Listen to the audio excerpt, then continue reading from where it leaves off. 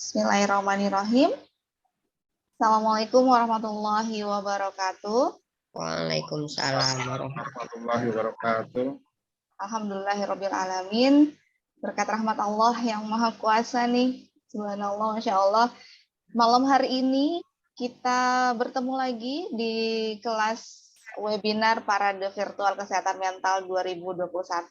Dan malam ini juga adalah bagian dari rangkaian kegiatan webinar yang bertemakan psikoedukasi yang akan dilaksanakan selama bulan Desember ini. Ada 16 judul webinar dan nanti ditutup dengan kegiatan konsultasi dan sesi terapi one-on-one melalui breakout room Zoom.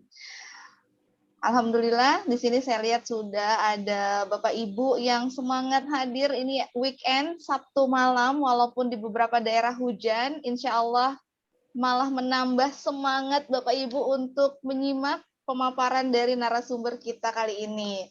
Ya, Bapak Ibu, malam ini kita akan membawakan tema tentang apa Pak Adi? Terapi, teknik Terapi 5 menit untuk kesehatan mental dan fisik. Kesehatan mental dan fisik. Memang ini kita temanya adalah kesehatan mental dan pastinya kalau sudah berhubungan dengan mental bisa jadi nanti berhubungan juga dengan kesehatan fisik. Karena kami meyakini di konsultasi Komeridian ini meyakini bahwa tubuh dan pikiran adalah satu kesatuan sistem. Pikiran mempengaruhi kesehatan tubuh juga mempengaruhi pikiran kita. Gitu. Jadi saling mempengaruhi. Apa dan bagaimana nih detailnya mengenai kesehatan fisik dan mental ini dan bagaimana 5 menit apa ia bisa gitu ya. Nanti insya Allah akan dipaparkan oleh Pak Hadi Triyono. Assalamualaikum Pak Hadi. Waalaikumsalam warahmatullahi wabarakatuh Mbak Ru. Masya Allah. Pak Hadi lagi di Jakarta nih ya? Jakarta ya. Sebelumnya aslinya di mana memangnya Pak? Asli saya lahir Jakarta emang. Oh, di Jakarta. Di Pekalongan. Oh, di Pekalongan, iya. Jadi memang Pak Hadi nih di 2 kota nih ya. Saya hidup di 2 alam saya. Wah, Masya Allah di 2 alam. alam 2 kota. 2 kota, alam Jakarta dan alam Pekalongan ya. Pekalongan. Ya, jangan lupa kalau dari Pekalongan ke Jakarta bawa batiknya ya, Pak ya. Bisnis batik maksudnya. Ya, baik Pak Hadi. Bapak Ibu juga sepertinya udah siap banget nih untuk mendapatkan materi tentang kesehatan mental dan fisik ini dan bagaimana sih terapi teknik 5 menit ini bisa mengatasi atas izin Allah ya, bisa mengatasi kesehatan atau gangguan kesehatan mental dan fisik. Silakan Pak Hadi Triyono. Terima kasih Perkenalan dulu kepada Bapak Ibu, Pak. Oke, terima kasih Mbak Arum dan rekan-rekan semua. Boleh langsung share screen ya ini? Boleh, silakan. Ya, kita share screen. Oke. Sebentar, manakah?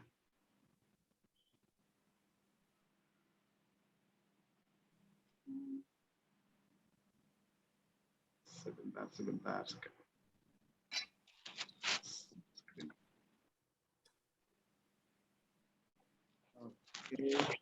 Sudah tampil belum Mbak Arum? Sudah ya? Sudah, tapi masih muter ini ya? iya. Si muter-muter. Ya. Udah. Oke.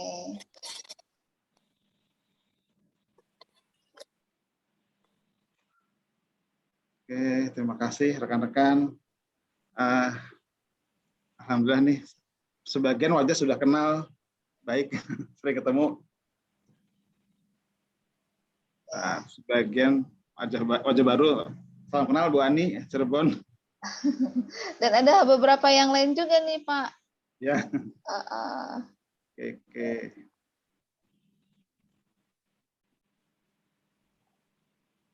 Ya, siap. Sudah muncul ini gambarnya. Jadi,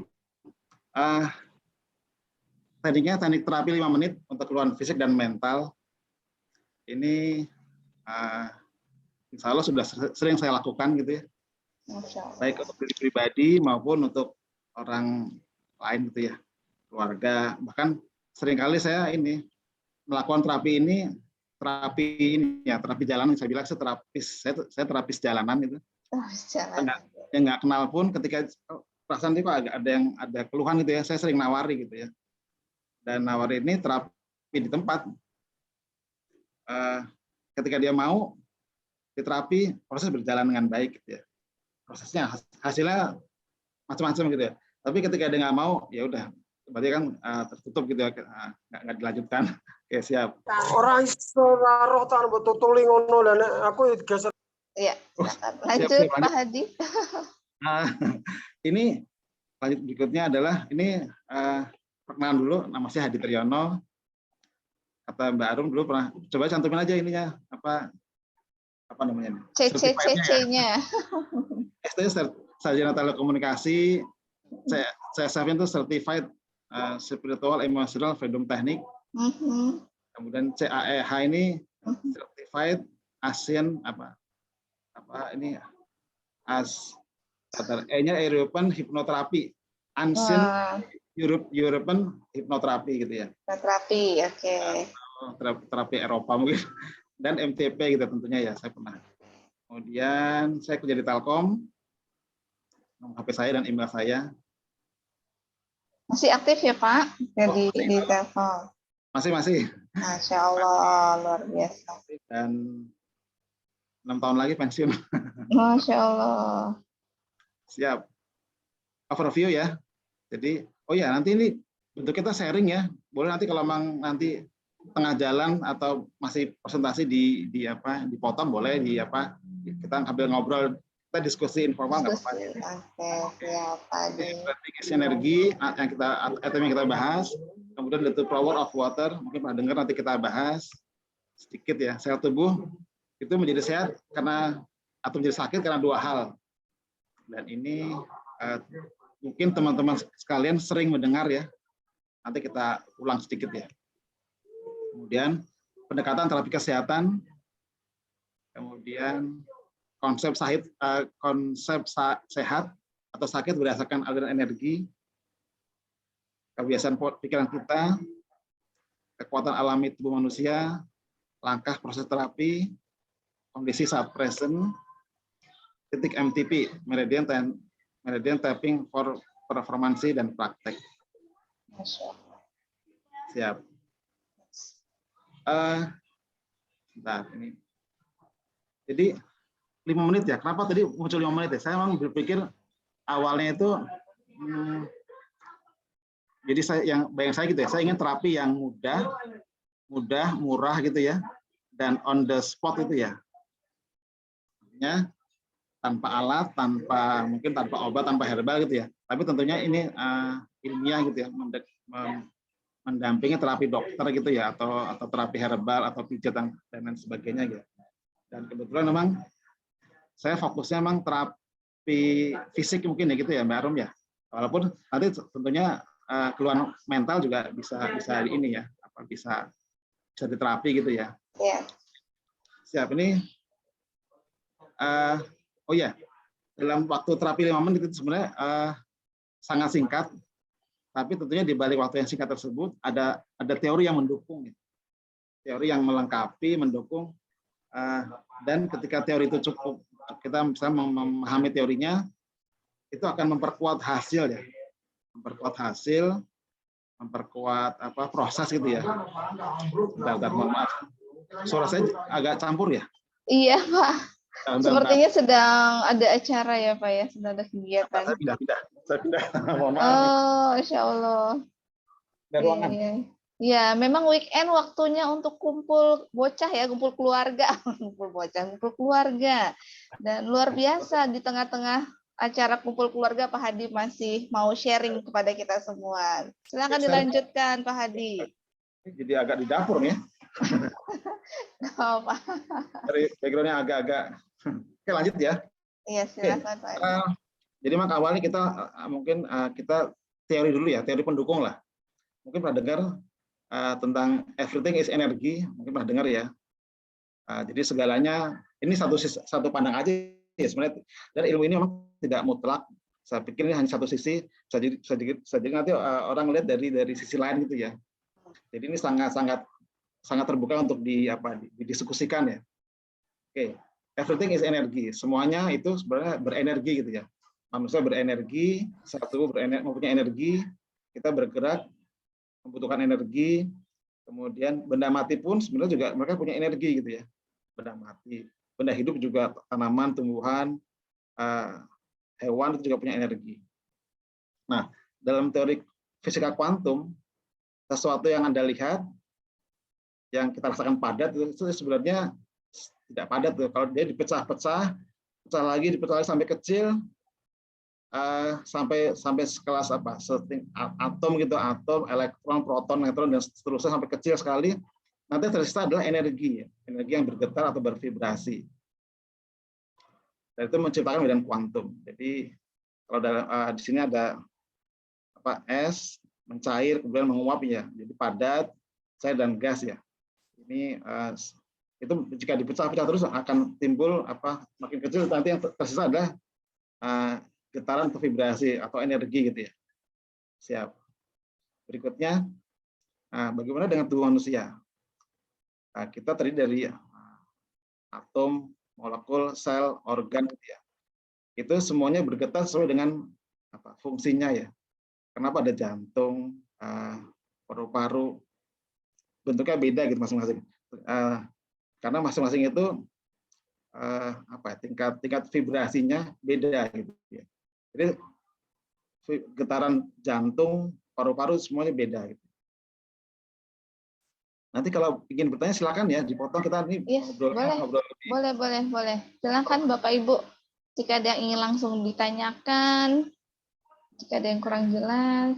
Oke, lanjut. Jadi ini Atau boleh diketikkan di kolom chat dulu, boleh. Raise hand boleh.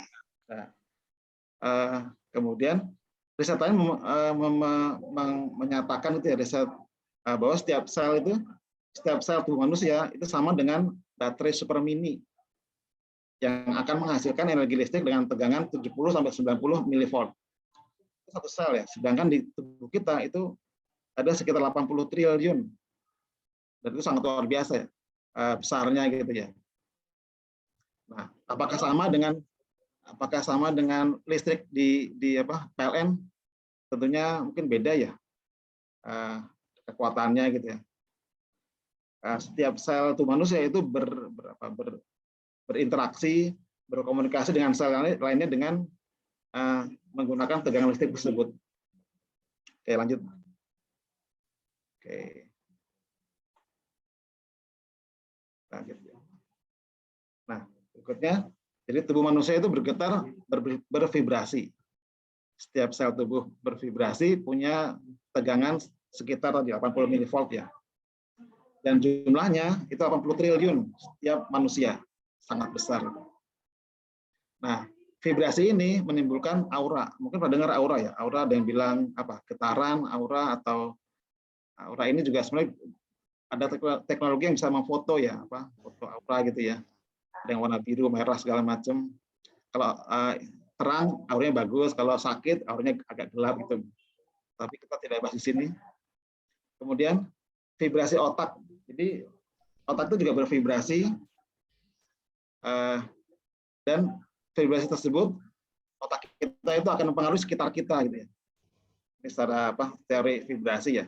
Nah, nanti kemampuan vibrasi otak ini kita bisa mengirimkan energi ke sel. Kemana sel? Sel mana? Nah, sel ini sel yang tentunya sel yang akan kita terapi gitu ya. Jadi kalau kita mencoba menterapi pasien atau menterapi diri sendiri, ya kita kirim melalui pikiran kita gitu ya. Kita bayangkan, kita tujukan, kita niatkan ke bagian yang sakit tersebut. Oke. Ada pertanyaan? Lanjut dulu Pak Hadi. Siap. Halaman berikutnya.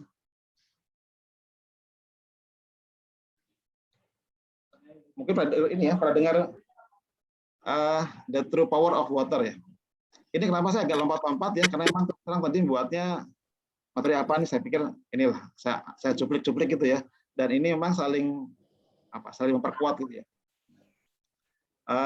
Mungkin pernah dengar The Miracle of Water ya, keajaiban air. oleh Masaru Emoto. Jadi dia memfoto es dalam bentuk dalam bentuk kristal, dalam bentuk suhu dingin yang saya pernah baca. Jadi dalam bentuk es beku sekian derajat di bawah 0 gitu, dia difoto. Nah, sebelum difoto itu air itu butiran air tersebut itu diberi kalimat-kalimat macam-macam gitu ya. Dan ternyata air itu bereaksi terhadap suara yang dia berikan. Jadi bukunya cukup fenomenal nih. Ini contohnya, ketika air diucapkan terima kasih, mau pakai bahasa Inggris, bahasa Jepang, bahasa Indonesia, hasilnya air itu menjadi seperti kristal ya, segi 6 ya. Bagus ya, kristal.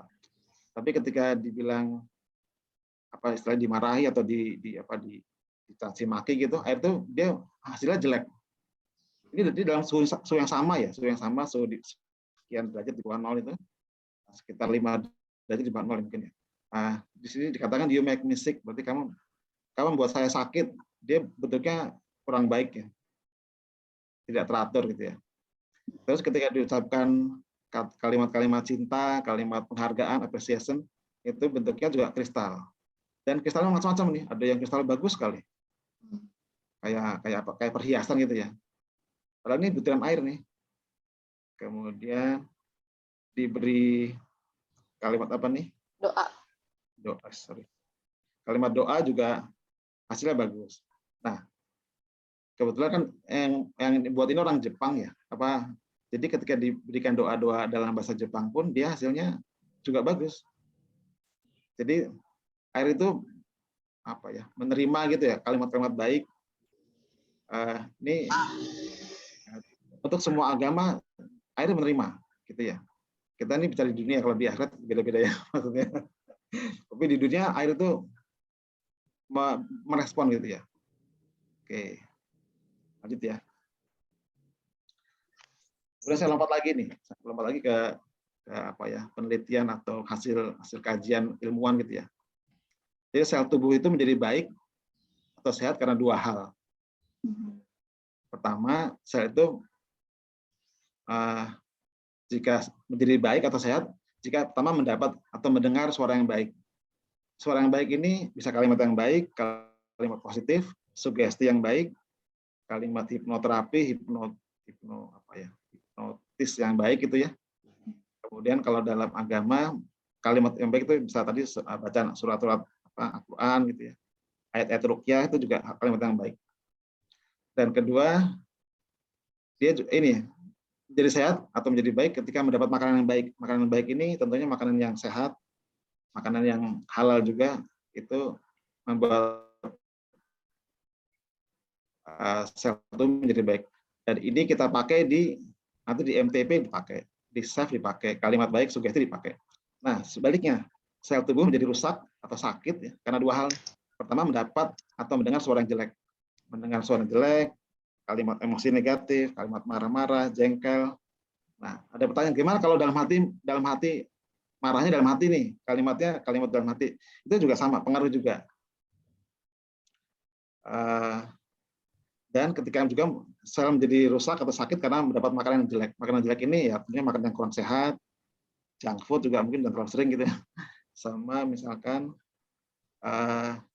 makanan yang tidak halal itu juga bisa menjadi sumber penyakit juga ya. Saya pernah membaca, jadi sel kanker penderita kanker, dia sangat merespon terhadap suara pemiliknya. Jadi suara pasien tersebut, suara orang tersebut yang sakit kanker itu direspon oleh sel kanker dia. Jadi supaya kita nggak usah jauh-jauh ketika kita ada seorang pasien mendapat kanker gitu ya. Yang paling efektif adalah suara dia sendiri gitu, bukan suara orang lain ya. Kalau suara orang lain itu misalkan dia di terapi misalkan ya, itu hanya sebagai coach, sebagai menuntun, mengarahkan, membantu ya. Tapi yang utama suara dia sendiri. Memang sebaiknya ketika terapi itu memang self healing ya, terapi diri sendiri gitu ya. Jadi dalam penelitian tersebut sel kanker itu merespon suara yang baik. Ketika pasien tersebut bersuara baik, berdoa yang baik, itu selnya menjadi baik. Sebaliknya dia masih asik dengan marahnya, masih asik dengan emosi negatifnya, makannya juga jelek, mungkin pola hidupnya juga nggak bagus, ya sel kankernya malah bertumbuh kembang. Siap. Ada pertanyaan? Oke. Ya, sampai di sini ada pertanyaan. Tadi Pak Hadi sudah menjelaskan mengenai energi itu apa dan bagaimana manusia itu memiliki energi yang tadi dipecah-pecah tuh organ tubuh terdiri dari sel manusia tubuh terdiri dari organ tubuh kemudian dibelah lagi menjadi sel dan sel itu ada lagi bagian-bagian kecilnya sampai dengan ada yang terakhir atau bagian terkecilnya adalah energi atau listrik itu ya. Listrik gitu, dan itu memancarkan vibrasi dari listriknya itu. Lalu kemudian tadi ada kaitannya dengan air, gimana air itu bisa berubah bentuknya sesuai dengan perkataan. Nah, perkataan itu juga salah satu cara untuk memvibrasikan energi. Kalau kata-katanya baik, itu yang akan dihasilkan adalah vibrasi yang positif, yang baik, level energinya juga tinggi, bagus. Makanya si bentuk airnya itu jadi cantik gitu ya, jadi indah gitu. Dan kebalikannya kalau kata-katanya yang buruk gitu ya Pak Hadi, itu maka vibrasinya juga akan negatif sehingga si hasil dari bentuk si airnya itu juga jadi nggak beraturan, kurang jadi jelek lah ya gitu. Dan ternyata si sel-sel tubuh ini gitu, nih kalau kita kembalikan lagi ke tubuh, sel-sel tubuh ini ketika mendapati suara atau kata-kata yang positif, maka sel-sel tubuh akan sehat juga, dan berlaku juga kebalikannya. Seperti itu ya Pak Hadi ya. Iya, siap. Oke, terus Pak Hadi ini kalau misalkan kita mau afirmasi self talk kita kan berbicara kepada diri kita sendiri nih, hal-hal yang positif gitu. Itu bagusnya dilakukannya berapa kali atau ada aturannya nggak harus berapa kali gitu Pak kita self talk seharinya gitu. Talk ini sebenarnya tidak ada aturan ya, mau berapa kali bebas sih. Bebas. Yang diperlukan misalkan lagi galau nih, boleh mensugesti, membujuk, memberi kalimat-kalimat baik pada diri sendiri, itu boleh gitu ya. Saya 3 kali boleh, atau seperlunya juga boleh. Seperlunya. Bebas ya. Oke. Kapanpun dibutuhkan self talk lah kita. Ya, persilakan Bapak Ibu jika ada pertanyaan atau tanggapan. Baik, Bu Hartuti silakan. Terima kasih Bu Arom. Gini, kan kalau dalam proses terapi kita kan ada acceptance dulu ya, menerima. Nah, kalau kita fokusnya positif, itu berarti kita langsung self talk positif, pokoknya kita force diri kita untuk merasa positif, berpikir positif, atau gimana gitu, atau acceptance dulu gitu loh, bahwa aku memang belum positif gitu. Ya. Saya bantu jawab mungkin ya, nanti yang langsung saja Pak Hadi langsung tanggapi. Self talk untuk acceptance dan menerima diri sendiri ya. Jadi memang salah satu hal yang mungkin sangat utama ya ketika kita mendapat keluhan atau sakit atau nggak enak di badan, itu kita pertama adalah menerimanya sendiri, menerima dulu gitu ya. Misalkan ya Allah, saya akui, saya terima apa adanya, saya sedang sakit ini, misalkan sakit pusing ya, saya sedang pusing ya, saya terima apa adanya, saya ikhlas, saya rela, saya ridho ya Allah, itu, dan saya mengakuinya gitu ya. Saya mencintai diri saya apa adanya, saya mencintai misalkan kepala saya apa adanya, saya terima apa. Jadi itu pertama adalah memang ngakui nih, karena seringkali orang itu kan merasa sehat ya. Jadi kadang-kadang kita tuh apa ya? Seringkali kita sombong kalau diri sendiri kita sehat, kita kuat ya. Walaupun sudah berumur, tapi kan jiwa kita seringkali ini ya merasa muda ya. Jiwa muda. Kita masih muda, jadi kita masih kuat. Pak Hadi tuh kayaknya. Ya, kita masih kayak dulu masih sekolah, masih kuat lari gitu, masih kuat main bola. Sekarang larinya udah pas-pasan. Jadi memang kita apa yang ngakuin kita ya udah terima apa adanya gitu ya. Jadi kita emang tidak boleh sombong. Kita terima apa adanya, kita akuin. Nah, setelah diakuin baru nanti kita doanya apa nih? Ya Allah, saya pasangkan padamu agar saya sehat, saya kembali sehat lagi. Itu di terapi MTP juga gitu juga ya. Iya. Let it be, let it go, terima apa adanya. Setelah itu doanya apa nih? Dan itu Jadi, ada di ya. Jadi artinya tadi apa kalimat positif itu doa gitu ya Pak Hadi ya maksudnya. Ya, bisa. Oh iya, masuknya ke bagian doa. Setelah kita step dulu. Oke, doanya silakan. Jadi doanya itu bisa macam-macam Bu ya. Ada kalimat syukur sendiri itu bebas kalimatnya gitu ya. Yang dirasakan itu yang disampaikan, diucapkan. Nah, kalau doa ada yang sesuai dengan misalkan doa dalam ruqyah gitu ya, ruqyah mandiri gitu ya. Bisa kita gunakan kalimat surat-surat ayat pendek misalkan Al-Fatihah, Qul huwallahu ahad, silakan itu yang mungkin yang ringan-ringan yang hafal gitu ya, bisa dipakai. Oke, siap. Masuk kalimat yang baik itu, kalimat-kalimat yang baik kalimat untuk ruqyah gitu ya. Dan ruqyah itu bisa tidak hanya untuk gangguan medis, non medis, medis pun juga bisa.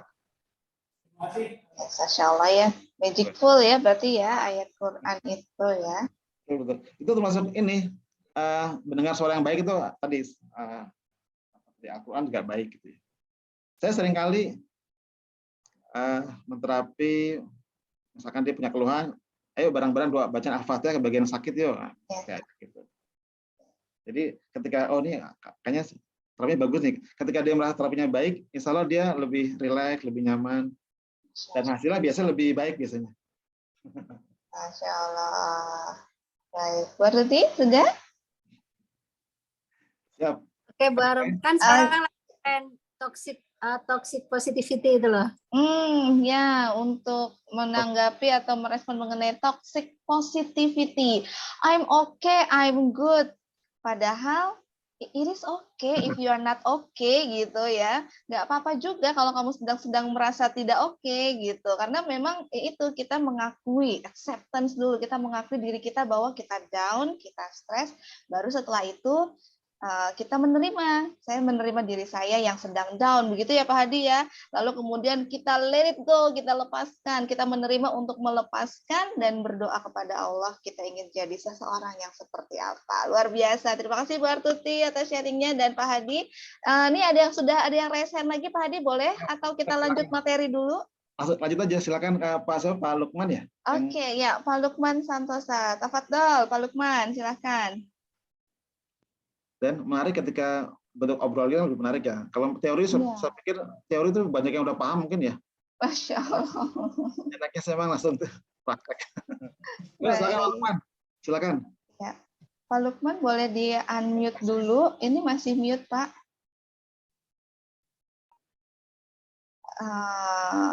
Masih ini ya. Pencet atau apa nih? Pak Lukman ingin bertanya?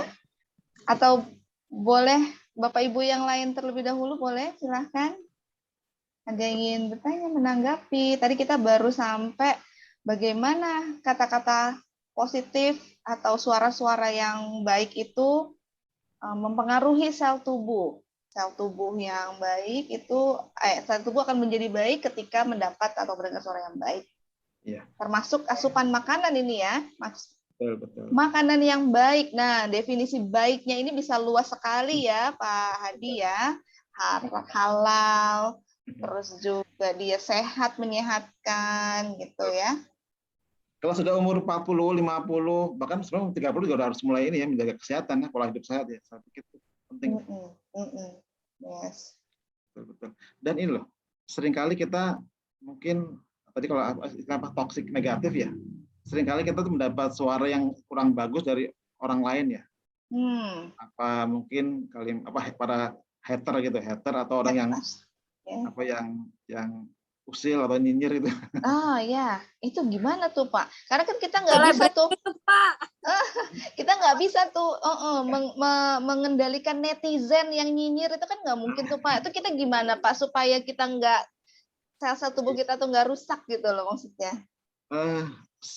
Saran saya ketika hal tersebut terjadi ya, kita fokus pada diri sendiri, Mbak Arum. Jadi gini, mungkin kita harus sebaiknya menjadi orang egois dalam tanda kutip gini, egoisnya ini baik nggak buat saya? Kalau baik saya ambil, kalau jelek saya buang. Jadi jangan terpengaruh oleh suara-suara sumbang gitu ya. Karena itu kalau kita terpengaruh berarti kita sebenarnya kita mengizinkan orang lain untuk mengambil kebahagiaan kita gitu ya.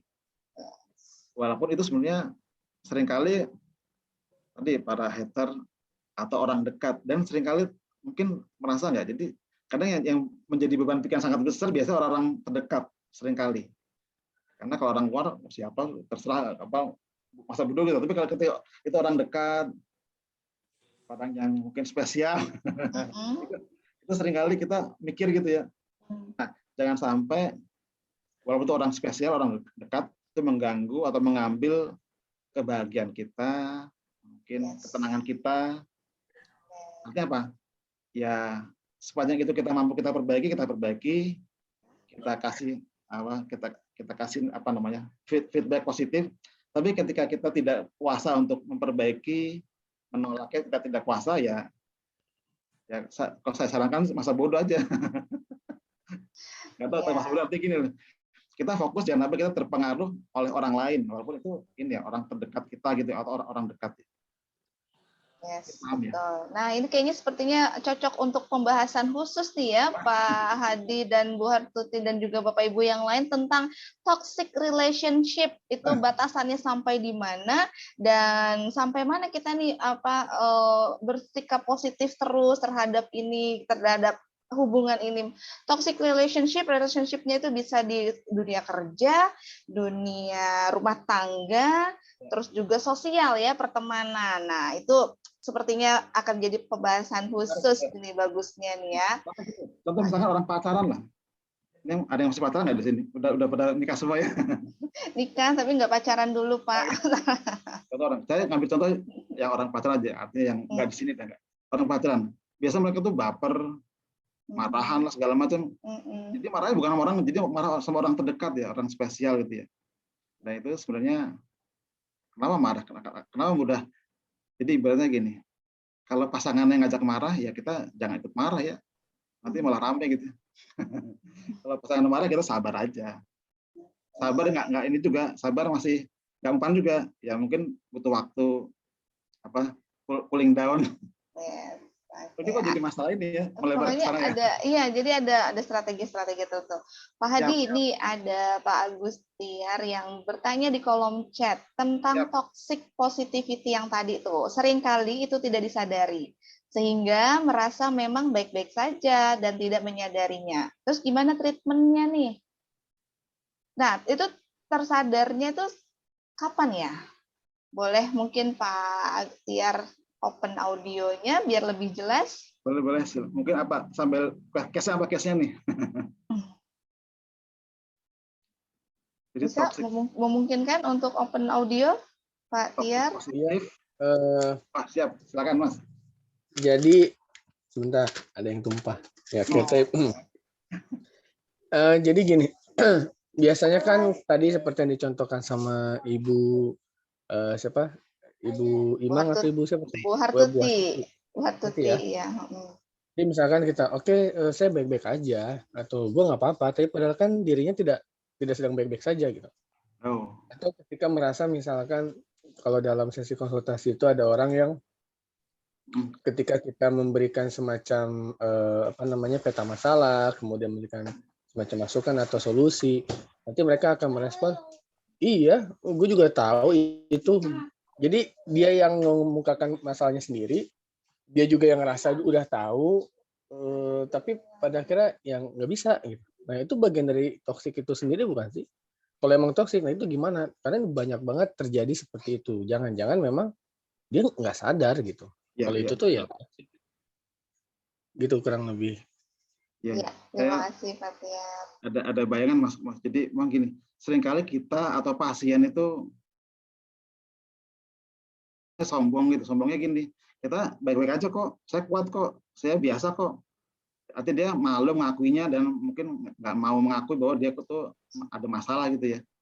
Dan itu memang bagian dari mungkin sifat kesombongan manusia gitu, alami. Rasa mampu gitu ya. Padahal dia sendiri sebenarnya kalau orang lain lihat atau mungkin apa ya coachnya atau mungkin mentornya melihat, jadi gini, mentor atau coach kan sebagai sebagai mirror gitu ya. Memang dia harus dibantu untuk mengatakan, Pak, Bapak ada masalah loh, Pak. Apa masalahnya? Bapak cirinya ini. Nah, memang itu seni juga tuh Mas Tiar tuh, seni berkomunikasi.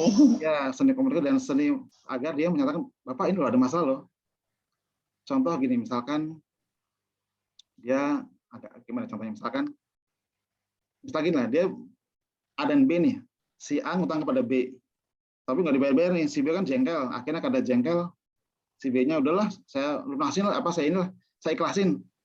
Itu lisannya saya ikhlasin, tapi dalam hatinya kan jengkel, marah itu. Nah itu sebenarnya belum ikhlas itu. Nah cara ngeceknya misalkan si B ini yang memberi utang ini, coba B ketemu A gimana? Kalau misalkan bayangkan ketemu gimana? Marah nggak? Kalau dengan cara bayangkan simulasi gitu dia masih marah, berarti masih jengkel, masih belum sembuh itu, masih ada emosi negatifnya gitu ya. Tapi ketika bayangkan ketemu berjabat tangan ngobrol, dia udah ikhlas, sudah biasa, itu berarti dia emang ya sudah bisa dianggap ya udah ngiklasin lah gitu ya. Mungkin gitu Mas Tiar, langsung aja di test case aja. Gimana kalau ketemu si apa yang menjadi masalah gitu? Oke, ini ngasih case contoh case Pak Tiarnya nih. Bagaimana caranya nih case-nya kalau pasangan ngajak nikah lagi, pasangan bisa menerimanya tidak toksik? Gimana ulang? Saya baca dulu ya. Oke. Bagaimana cara ngajak pasangan nikah lagi? Pasangan ngajak nikah lagi, pasangan bisa menerimanya tidak toksik. Waduh. Ini perlu sesi khusus ini kayaknya. Iya, oke, perlu sesi khusus untuk cara merayu istri mengizinkan suaminya nikah lagi atau gimana nih? Sesi apa nih Pak Hadi? Ya. Itu yang ngajak nikah lagi nih mungkin Pak lakinya atau perempuannya nih? Mas Tiar nih. Karena memang Mas Tiar ini memang spesialis ini ya. Iya, spesialisasinya tentang keluarga beliau ya. nih, Pak Tiar. Bukan gitu Pak Adi. Tadi kan contohnya waktu yang Pak Adi bilang orang pacaran ya. Jadi kalau misalkan pacarnya marah, ya kita harusnya nggak usah marah. Iya. Nah itu berarti kita mengizinkan dari luar untuk semacam menarik energi atau kita menerima energi buruk lah kurang lebih begitu. Betul. Nah, sebenarnya kan dalam rumah tangga ini juga sering kali terjadi banyak hal lah, banyak kasusnya. Betul. Nah kalau yang ini, kalau yang rumah tangga apakah itu sama? Terus gimana? Tentu ada komunikasi atau mungkin vibrasi yang berbeda antara orang yang sudah nikah dengan orang yang belum nikah. Nah kemudian untuk kasus yang barusan, yang contoh kasus, ya itu begitu pertanyaannya gitu, gimana agar tidak toksik? Biasanya kan belum apa-apa juga udah ada energi negatif duluan yang keluar. Nah, gimana supaya itu tidak menjadi energi yang negatif gitu, atau tidak menerbitkan vibrasi yang negatif gitu? Iya. Tadi karena saya nggak tahu ini, tapi saya akan jawab secara umum aja gitu ya. Intinya ketika pasangan ngajak marah, kita jangan ikut marah. Kita tenang semampu kita gitu ya. Dan kita jangan memaksa bahwa semua itu bisa kita selesaikan masalah, tidak. Karena seringkali ketika pasangan itu marah ke kita dan kita mencoba memperbaiki, itu seringkali atau kadang-kadang itu tidak langsung selesai, dan kadang-kadang butuh orang lain untuk membantu menyelesaikan. Artinya gini, saya terapis, saya mencoba menterapi istri saya gitu ya. Seringkali istri saya tuh nggak mau diterapi. Kenapa nggak berterapi? Karena istri saya bilang, yang membuat saya sakit ini ya kamu gitu. Jadi tidak semuanya bisa kita selesaikan oleh kita gitu. Jadi mungkin kita perlu minta bantuan orang lain, minta bantuan terapis lain, atau minta bantuan keluarga yang lain. Dan misalkan kita nggak ketemu, ya kita sabar aja. Bener nggak, sabar aja. Dan mudah-mudahan waktu akan menjawab atau membantu ya. Mungkin solusinya nanti nggak sekarang, mungkin besok atau lusa gitu. Jawabannya kira-kira ya, baik. Silakan Bu Hartuti, ingin ditambahkan. Mohon maaf ya, karena toxic positivity membuat heboh, jadi saya perlu bicara sedikit. Saya membacakan definisinya aja ya. Toxic positivity adalah emosi manusia diabaikan, seolah-olah manusia itu tidak boleh merasakan emosi yang dipersepsikan negatif.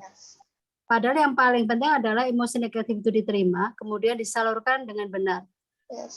Nah, toxic positivity di lingkungan itu secara gampang bisa dikatakan mau kasih semangat malah berujung mudorot gitu loh. Jadi kan sering banget mengucapkan duka cita lah atau apa, pengennya ngasih semangat, pengen hibur tapi malah nyebelin. Nah itu toxic. Atau ketika menjenguk orang sakit, ya Allah, kok bisa kayak begini sih gitu ya. Jadinya ya ampun, jadinya makin down yang sakitnya seperti itu.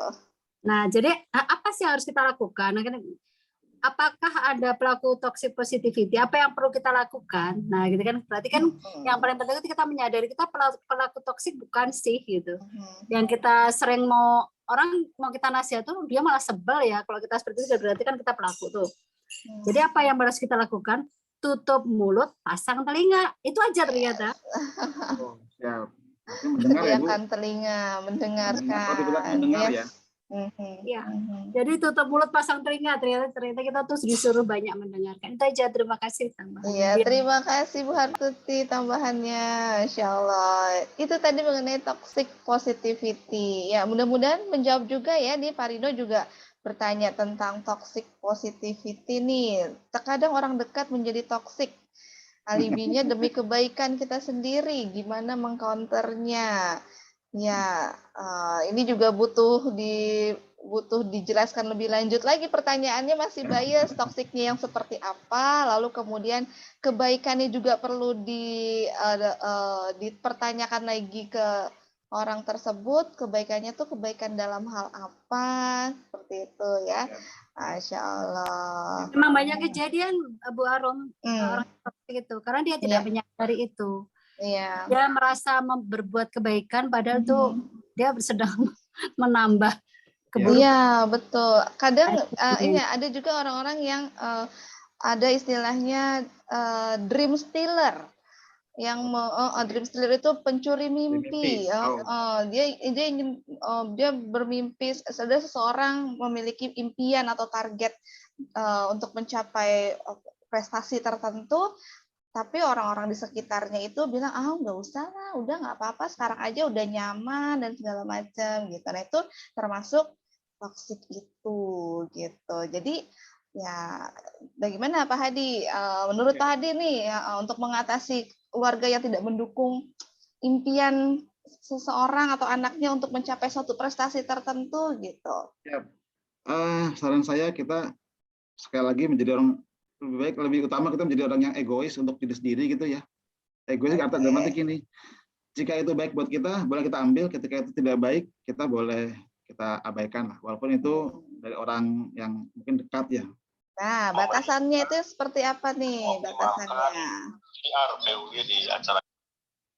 Kan baru pulang. Iya, batasannya keegoisan kita nih seperti apa gitu. Jadi memang gini, apa ya? Misalkan ada kalimat yang melemahkan, kamu kok begini, kamu kok harusnya begini. Kan yang lebih tahu kita gitu ya. Sepanjang kita bisa lakukan, kita lakukan. Tapi kalau kita tidak cocok, saya pikir kita bisa memberi apa, membantah, bisa memberi kita bisa mengcounter dia. Dan jika itu tidak memuaskan pihak dia gitu ya kita sebaiknya ya nggak apa-apa, karena dalam suatu diskusi itu tidak harus ada kata sepakat itu ya, masing-masing aja apa masing-masing gitu ya, lu gue lah misalnya gitu. Tapi ini dalam rangka ini ya, tentunya tetap mengikuti hukum, norma, adat segala macam itu. Kita pikir ya agama juga kitalah penguasa diri kita sendiri gitu ya. Kita yang menentukan masa depan kita mau apa, kita yang mengambil alih kendali kita gitu ya. Makanya kadang-kadang kalau ada orang yang memprotes atau ya kalau memang bisa itu baik kita terima, kalau nggak baik bisa kita acuhkan gitu ya, kita abaikan aja nggak apa-apa. Jadi fokuslah pada diri sendiri dan biarkan orang lain mengambil kebahagiaan kita, apa kemakmuran kita, Iya. ataupun kesenangan kita gitu ya. Jadi kalau dibilang mungkin mindfulness, present, hadir, ya kita hadir untuk kita gitu ya. Jadi kalau kita menterapi orang lain, memang sebaiknya kita dulu sehat dulu nih. Kita sehat dulu, kita presentnya kuat dulu nih. Setelah itu baru kita bantu orang lain. Karena kalau kita nggak fokus, nggak present, kita sibuk memikirkan si A, si B, itu malah nggak fokus, malah kita presentnya turun itu. Baik, Masya Allah. Jadi memang kita bukanlah apa yang orang lain katakan. Kita adalah ya diri kita selama yang kita lakukan itu tidak keluar dari nilai-nilai agama, norma dalam sosial, dan berinteraksi dengan lainnya. Baik, Pak Hadi. Yuk kita lanjut lagi materinya.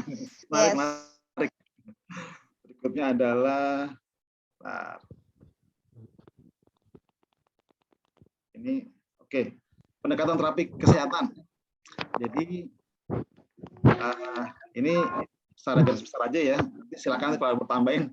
Jadi terapi kesehatan atau menterapi orang yang mengalami keluhan atau sakit itu ya, ada dua pendekatan. Pertama, pendekatan dari pola pikir.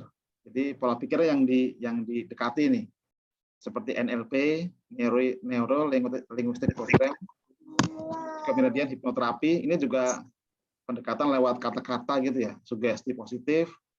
Jadi dia diminta untuk menerima, mulai saat ini Anda sehat, Anda nyaman, rileks. Nah, ini menggunakan pola pikir gitu ya.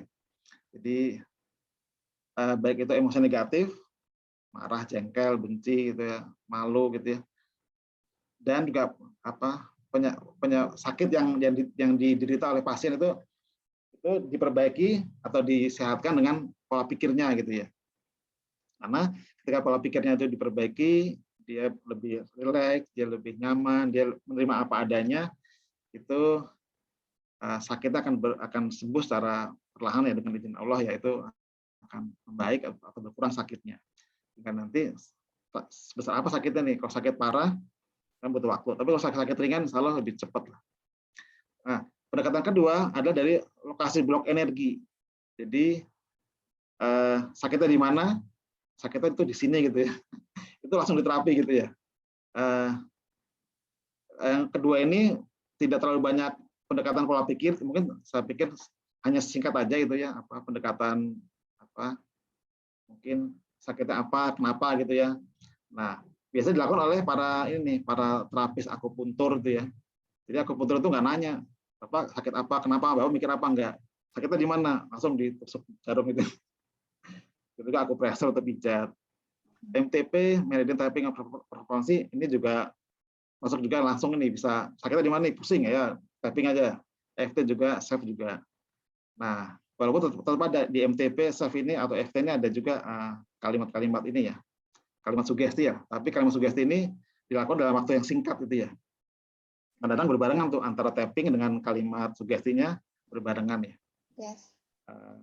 Itu juga quantum touch, rehat, mindfulness ini seringkali Bapak sakit apa? Misalkan sakit apa? Sakitnya kaki, pegal nih, ya udah, relax Pak ya, relax, terima apa adanya, langsung jalan gitu ya. Tapi kalau yang nomor satu ini pendekatan pola pikirnya agak lebih lama nih. Praktek NLP itu Pak Kos Ari itu bisa 1 jam itu. Itu ya baru ya. Butuh waktu lebih lama lah. Nah, kalau terapis jalanan biasanya butuh waktu yang hanya nomor 2 ini. Quantum touch, MTP itu mungkin 3 menit bisa ya, mungkin 5 menit bisa. Jadi langsung dilakukan pada titik yang terjadi sakit ya. Jadi sakit itu terjadi karena kalau dari pendekatan energi ya, sakit itu terjadi karena energinya tidak lancar mengalir energinya ya. Nah, energi itu akan mempengaruhi juga aliran darah juga. Oke, ada pertanyaan dari sini, dari 2 ini? Ini pendekatan secara umum aja sih. Lanjut ya. Lanjut dulu, Pak. Ya. Nah, ini konsep sehat atau sakit berdasarkan aliran energi. Nah, jika energi mengalir bebas, itu sehat. Jadi misalkan kaki kita nggak ada keluhan nih, berarti energinya bagus. Energinya mengalir bagus, artinya aliran darah juga bagus, sarafnya semua berfungsi dengan baik ya, sehat. Nah, sakit itu terjadi jika aliran energinya tidak bebas nih, atau tidak bebas atau tidak imbang gitu. Tidak imbang, ada yang misalkan ada yang kuat, ada yang lemah gitu ya. Kemudian sakit ini juga terjadi karena sakit secara emosi fisik, emosi negatif ya. Itu bisa mempengaruhi fisik, mental, spiritual. Oke, lanjut ya.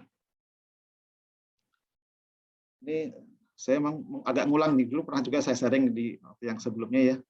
Kebiasaan pikiran kita nih, kita berpikir, dan ini terjadi setiap orang nih, kita berpikir itu bergerak liar gitu ya. Seringkali kita bergerak ke masa lampau dan masa depan. Ini tanpa sadar nih. Misalkan sekarang saat ini misalkan, ya seringkali kita mikirnya masa lampau apa nih ya, yang kelewat, yang hal yang menyedihkan gitu ya, hal yang masih PR yang belum terselesaikan, atau hal yang mengecewakan, itu masih sering kadang-kadang kita pikirkan gitu ya.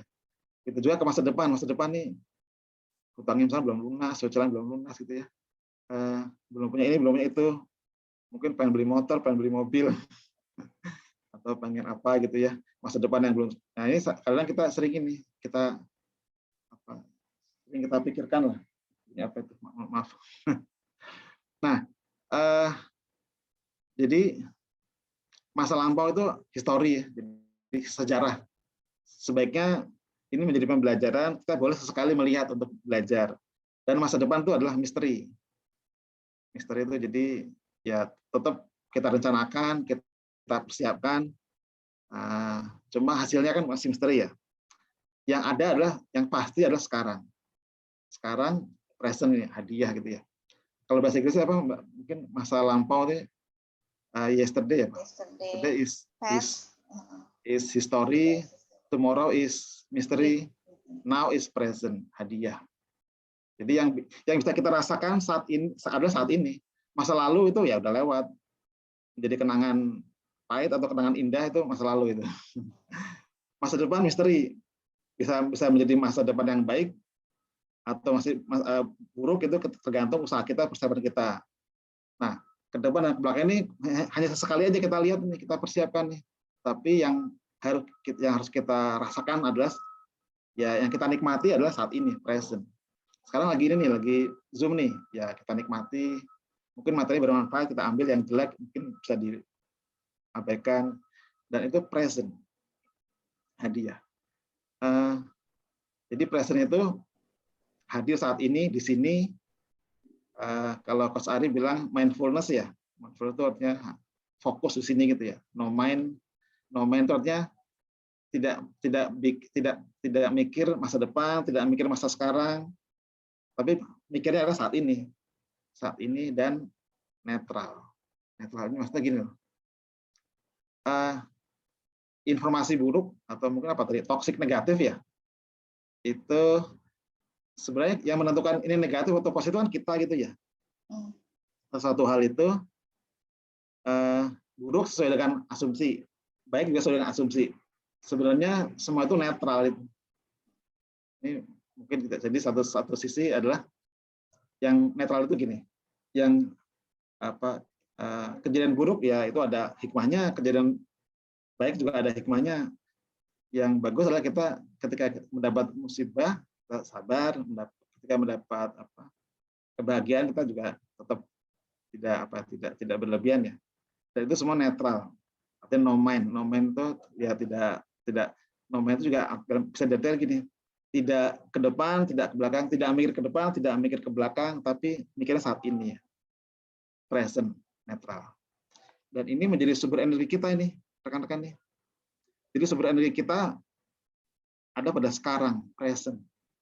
Kalau kita present, hadir saat ini, energi kita besar. Mungkin pernah dengar ya, orang meditasi ya. Meditasi, walaupun dalam Islam itu mungkin berzikir ya, zikir, meditasi, itu orang itu hadir, itu energinya kuat sekali. Pernah dengar nggak ada orang yang, coba saya disantet nih, nggak akan mempan, misalkan gitu ya. Nah, dia nggak akan mempan ketika dia presentnya kuat. Itu YouTuber ini.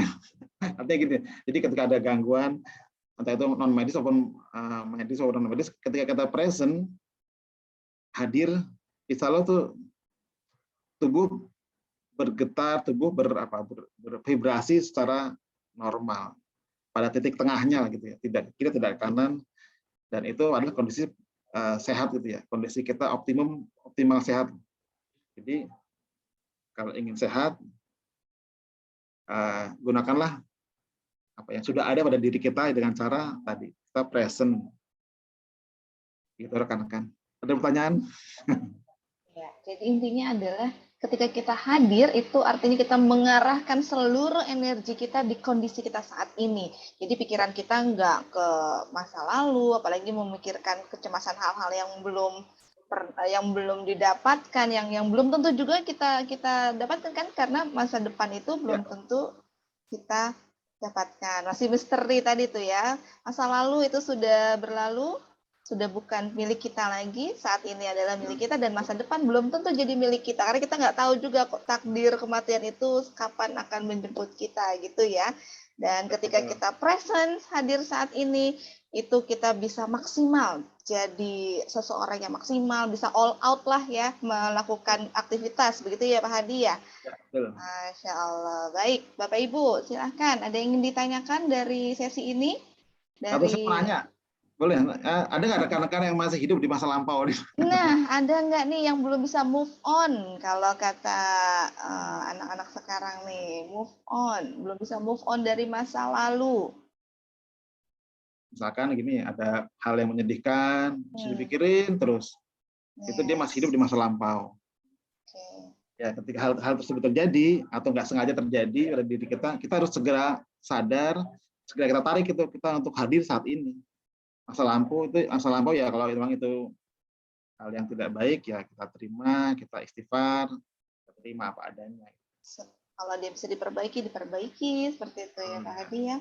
Makanya saya pernah dengar Pak Hadi ada quotation, ada kutipan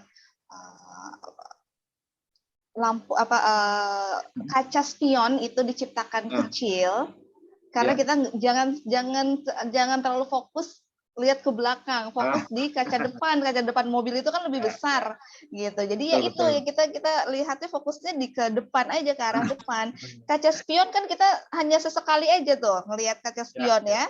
Nggak sering-sering, dan juga hanya melirik doang gitu. Ketika ingin belok baru melirik. Gitu. Sesekali melirik ke kaca spion lah, melirik ke belakang sesekali boleh. Betul sekali. Oke, boleh silakan lanjut Pak Hadi. Ada juga yang orang hidup di masa lampau nih, masa lampau yang belum terjadi, dia khawatir masa depan mungkin ya. Masa depan, misalkan anak saya kok gimana kuliahnya, gimana nanti kerjanya, yang belum terjadi dia cemas gitu, sehingga khawatirnya berlebihan sehingga energinya tersedot habis untuk kekhawatiran tersebut ya. Gimana kalau hal tersebut terjadi? Ya sebaiknya boleh sesekali persiapan untuk masa depan, tapi dia harus banyak present, banyak hadir saat ini. Balik ke sini ya, sekarang bisa ngapain nih? Kita sekarang lagi mengerjakan apa, yaitu dia fokus di situ gitu. Jadi ada orang yang hidup di masa lampau, ada orang yang hidup di masa depan. Kalau itu terjadi segera tarik sekarang saat ini. Iya, kalau yang berlebihan memikirkan masa depan itu teman-teman yang anxiety disorder itu ya Pak Hadi ya, dia cemas gitu masa depan. Dan tapi butuh juga untuk memikirkan masa depan ya Pak Hadi ya. Makanya ada teknik goal setting itu. Diperlukan untuk perencanaan yang matang, diperlukan. Iya, dan tapi perencanaan. Tidak untuk dibuat stres ya. Yes, betul. Dan perencanaan juga kan dilaksanakannya mulai dari saat ini. Berarti memang presentnya di saat ini. Oke. Ya. Contoh kayak kalau pejabat itu targetnya tinggi, wah ini nggak tercapai gimana. Nah, gimana cara mencapai targetnya masih depan, dia udah stres duluan. Mungkin buat Tuti, Pak Imam begitu nggak tuh? Insya Allah Bapak Ibu di sini sudah mengenal yang namanya teknik chunking, Insya Allah ya. Jadi target besar itu supaya tidak buat stres, makanya dipotong-potong jadi target kecil-kecil. Target tahun, 1 tahun dipotong jadi target bulanan. Target bulanan dipotong lagi jadi target pekanan, dipotong lagi jadi target harian. Jadi lebih apa ya? Jadi lebih ringan terlihatnya gitu. Target hariannya apa? Supaya mencapai target pekanan dan lama-kelamaan jadi membesar. Namanya teknik chunking, Insya Allah. Ya. Lanjut Pak Hadi. Oke, makasih. Lanjut. Oke, sekarang kekuatan alami manusia ya. Jadi ini sudah ada pada diri manusia, sudah tertanam sejak lahir, sudah ada. Kita tinggal memakainya ya. Nah, kadang-kadang kita lupa gitu ya, mungkin ya. Nggak sadar atau lupa atau mungkin nggak tahu. Jadi ketika kita mengembalikan pikiran rasional kita kepada primal mind, gitu, pikiran utama, itulah kekuatan alami kita gitu ya. Jadi kekuatan kita yang optimal adalah ketika kita hadir di pikiran kita utama, kita hadir di sini gitu ya. Artinya present atau mindfulness, kita hadir saat ini, itu energinya akan apa besar ya. Sebentar, bergeser lagi. Oke, ada 2 tangan bisa. Oke, jadi perasaan ini adalah kegiatan kita sehari-hari. Misalkan ketika misalnya ibu-ibu nih masak nih ya, kita present ya masak. Kemudian ketika dari masak beralih, kadang-kadang beralih dengan cepat tuh ke misalkan nyiapin meja makan itu ya, itu juga present saat itu gitu ya. Ketika baca buku ya present baca buku. Jadi present ketika setiap saat kejadian. Kemudian dengarkan tubuh Anda. Maksudnya gini, dengarkan tubuh Anda artinya gini. Sebenarnya tubuh kita kan bergerak ya, beraktivitas. Juga suara kita gitu ya. Ada tubuh yang sakit, kita merasakan itu ya. Oh, kenapa sakit nih? Karena sakit itu kan sinyal ya. Pasti ada yang salah nih, ada yang salah dari kita nih. Apakah salah makan atau salah kegiatan atau mungkin salah aktivitas gitu ya. Kita dengarkan. Kalau semuanya baik-baik saja, alhamdulillah itu berarti sehat ya. Jadi ketika ada tubuh yang protes gitu ya, pusing gitu ya. Ini kenapa nih pusing, kenapa nih? Apa kita evaluasi lah. Jadi kita sebagai dokter untuk diri kita sendiri. Kemudian juga kita bernafas dengan setiap bagian tubuh. Maksudnya adalah ketika present itu kita tahu nih kaki kita menapak, kaki kita berdiri, tangan juga diam atau beraktivitas, semuanya beraktivitas.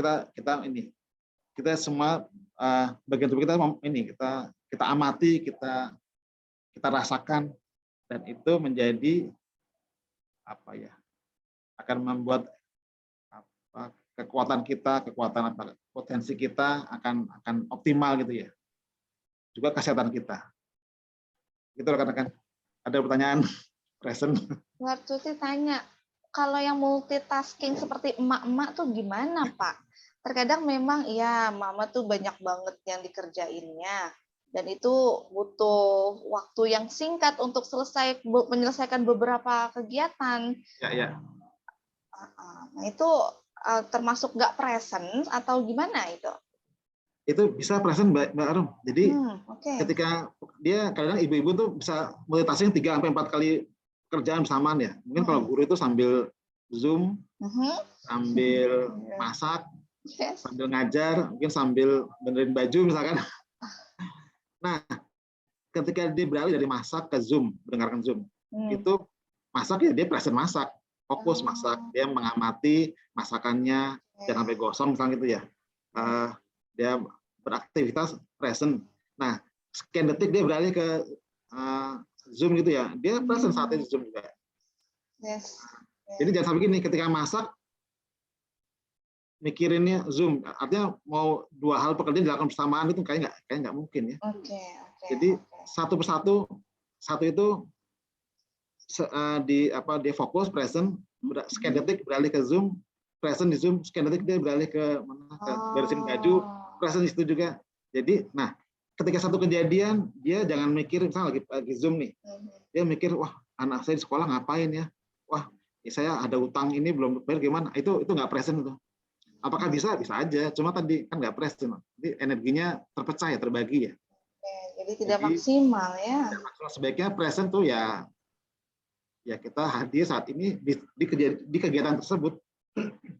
Ketika kita ngobrol nih, misalnya ngobrol dengan orang lain lah, ya present saat itu ya. Kalau kita ngobrol tapi kita mikir yang lain, ngobrol kita main HP, orang rasakan apa namanya, lawan kita itu lawan bicara kita, dia akan merasakan kita nggak present nih, dan itu dia merasakan itu ya.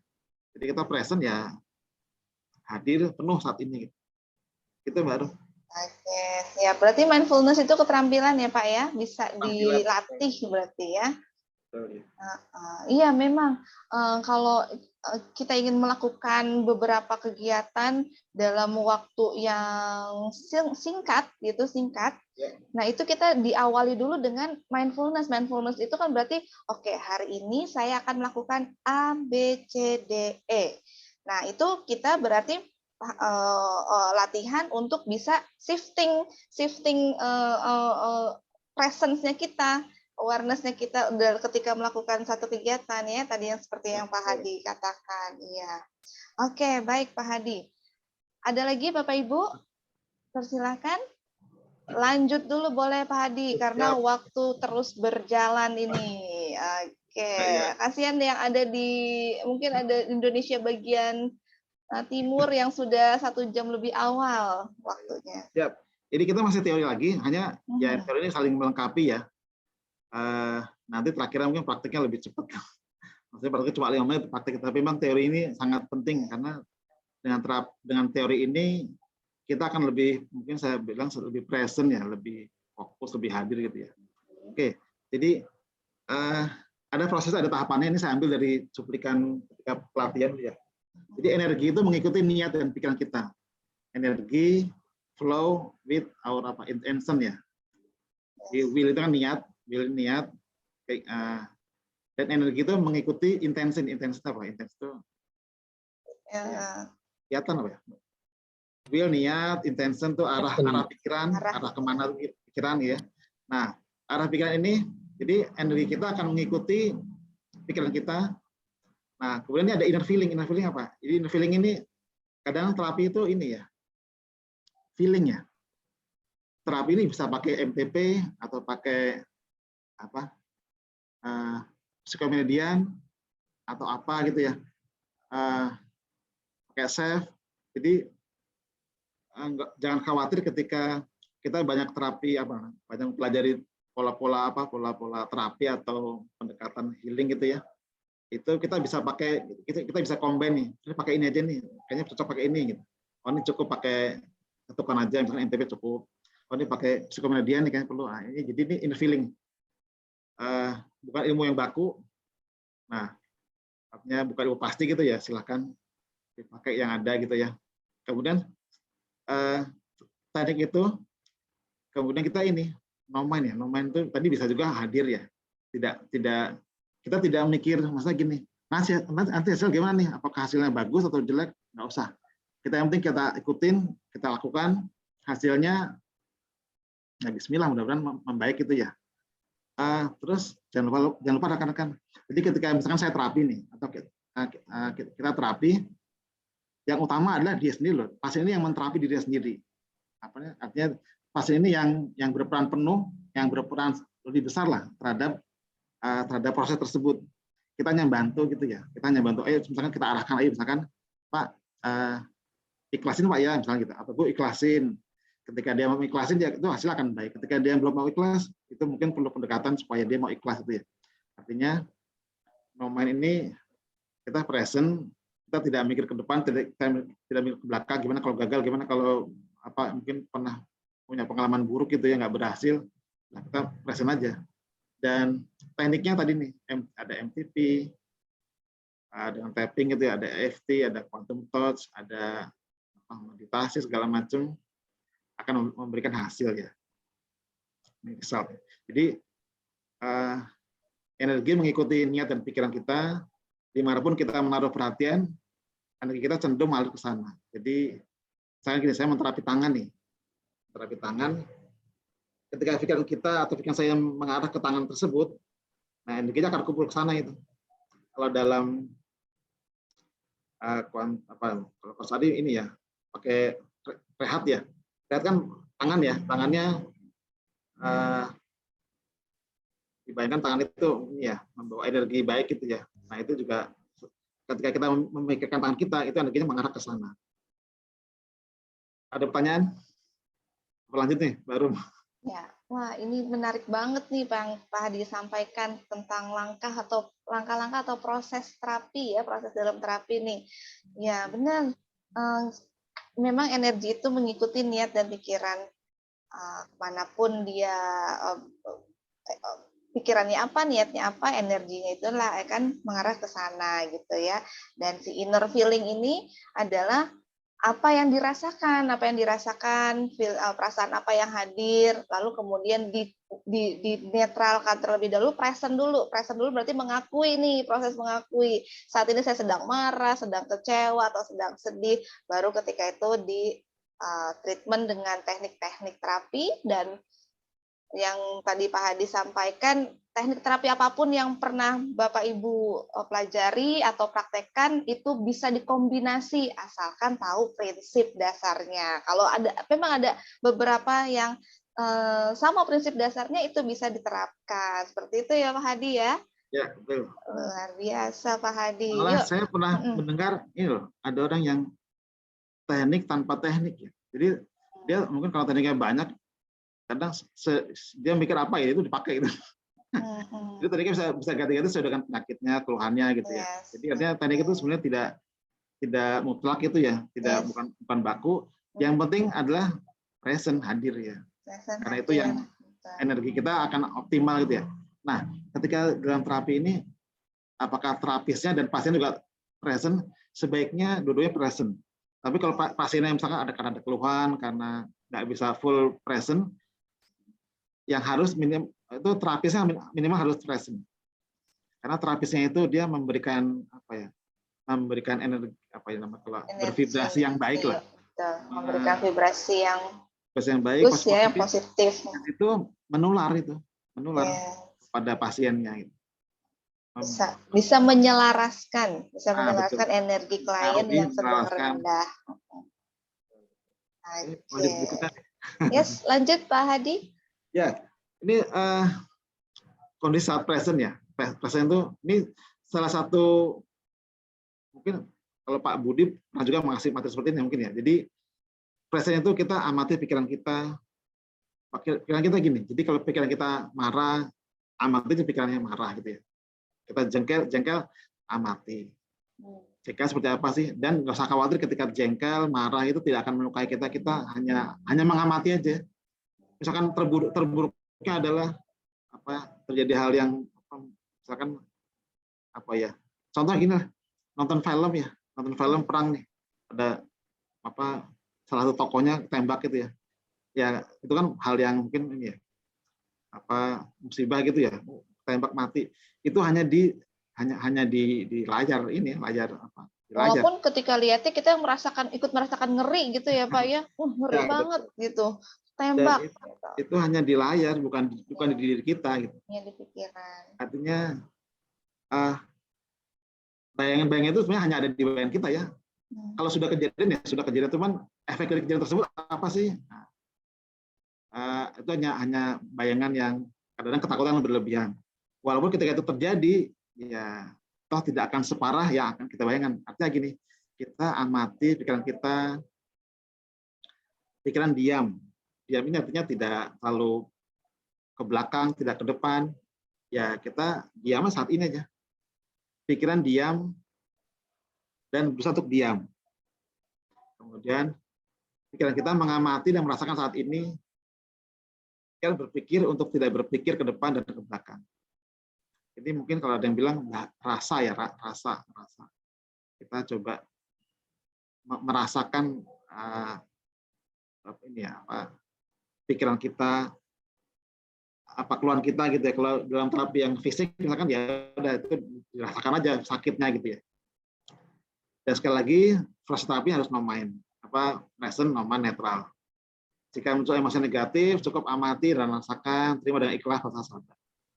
Ini kondisi present ya. Minimal terapis harus seperti ini. Syukur-syukur pasiennya sama, itu akan memperkuat. Lanjut ya. Oke, lanjut Pak. Siap. Nah ini keterikatan kuantum ya. Jadi ketika kita menterapi pasien ini bisa keluarga, bisa orang lain, siapapun itu ya. Sebenarnya kita tuh memberi vibrasi positif gitu ya. Kita menularkan frekuensi yang baik gitu ya. Jadi memang sebaiknya terapis itu memang dia harus dia harus present, harus kuat itu ya. Artinya karena dia akan memberikan vibrasi positif atau yang baik gitu ya. Jadi pelanggannya, pasiennya itu diajak untuk bervibrasi positif seperti terapisnya gitu. Organ tubuh yang sakit,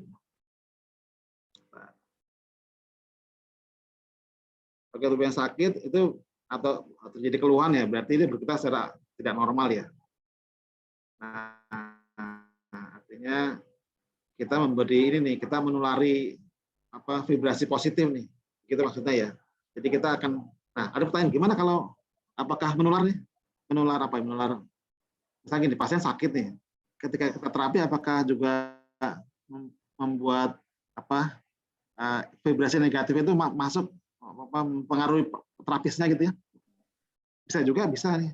Tapi ya makanya kita harus kuat, kita harus bisa netralkan ya, Menyelaraskan. Ya, jadi misalkan nih kalau untuk pasien yang gangguan non medis ya kita membentengi dengan misalkan bacaan ta'awudz ya, bacaan yang ayat kursi itu contoh gitu ya. Kita memang harus bisa membentengi gitu. Nah, kalau penyakit medis ya, misalkan sakit jantung gitu. Berarti jantung tersebut bervibrasi negatif ya atau tidak normal ya, kita present agar jantung kita tidak terpengaruh nih oleh pasien gitu ya. Gitu maksudnya ya. Jadi itu kita akan mempengaruhi jantung pasien tersebut supaya dia berfungsi dengan lebih baik.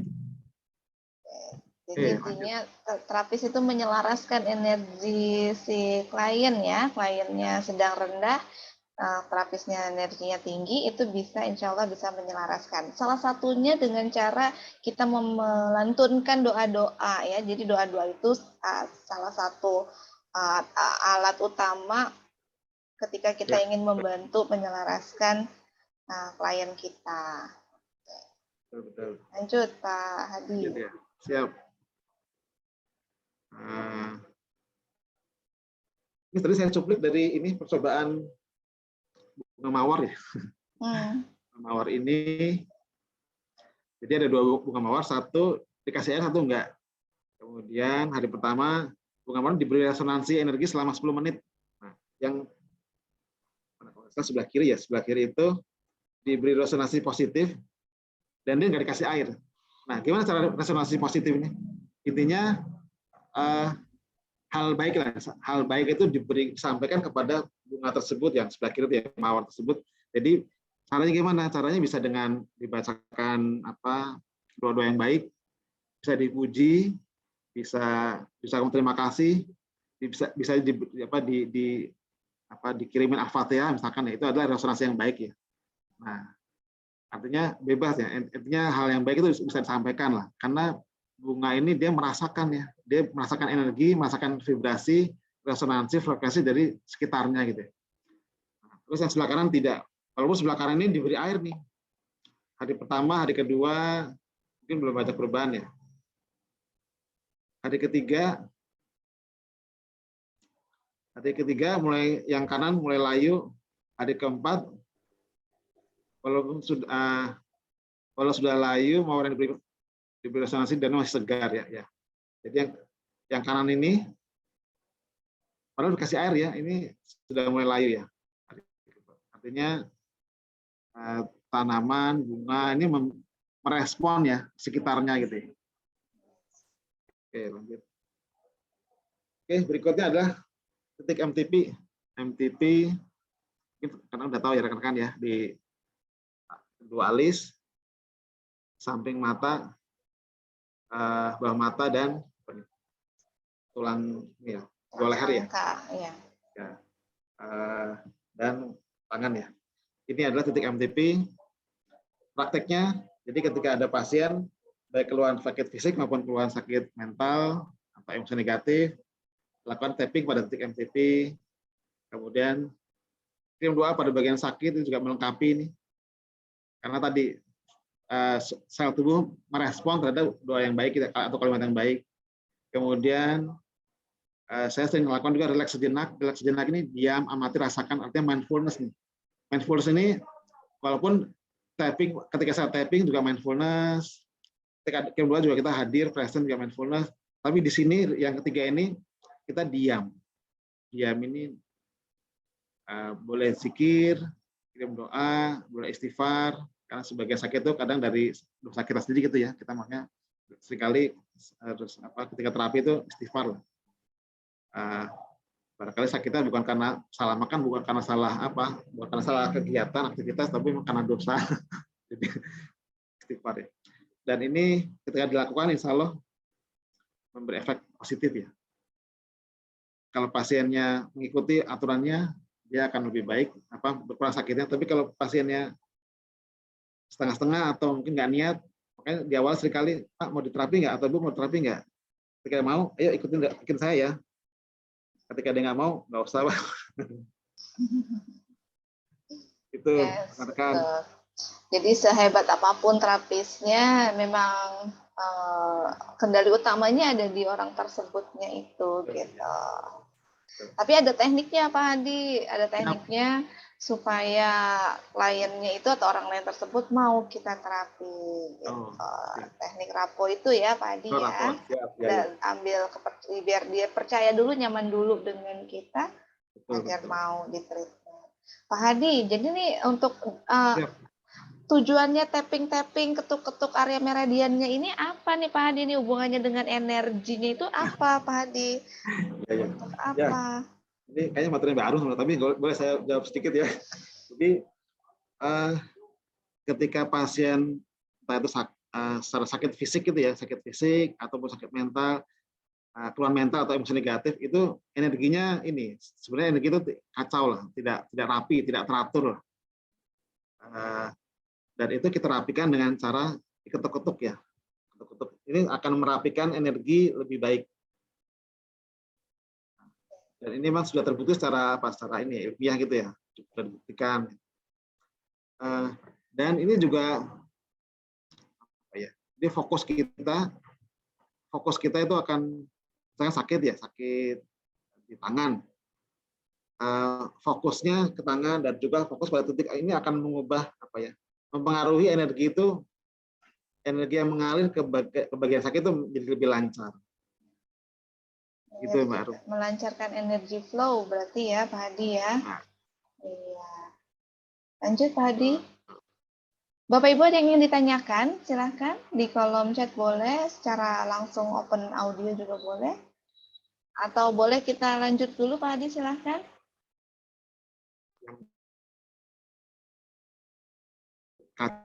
Kacau dikeluhkan saat ini. Mau saling sharing atau mau langsung praktek? Ya, boleh langsung praktek mungkin Pak Hadi.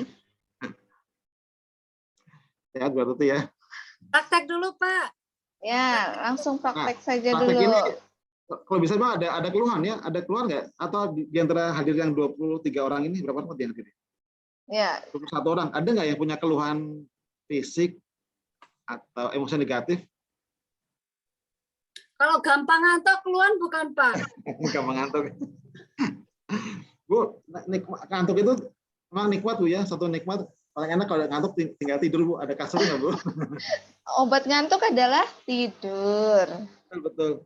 Nah Bu, berarti jadi salah satu cara kita mendengarkan tubuh kita adalah yaitu ngantuk nih, kayaknya coba nanti apakah kurang tidur atau apa nih? Kalau kurang tidur ya tidur aja Bu. Tapi kalau kayak tidur cukup nih, kenapa ngantuk? Nah itu perlu ini nih.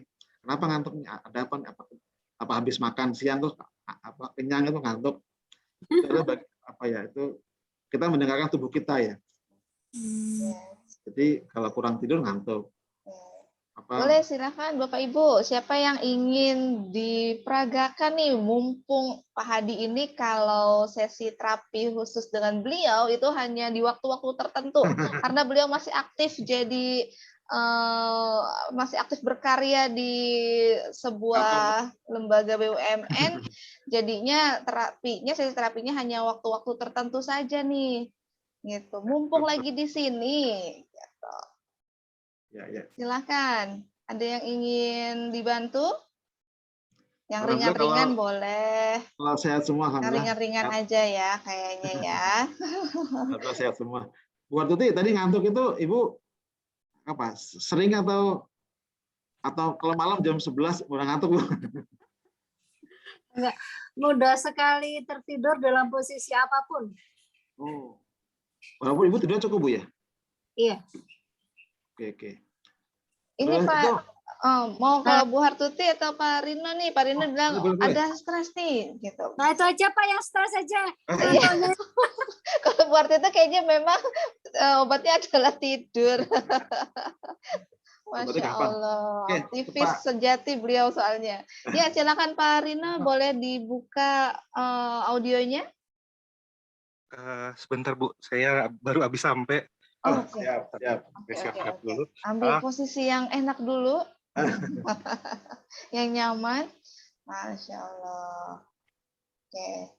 Jadi ini Pak Hadi akan memperagakan dengan menggunakan MTP ini ya, Meridian Tapping for Performance. Iya.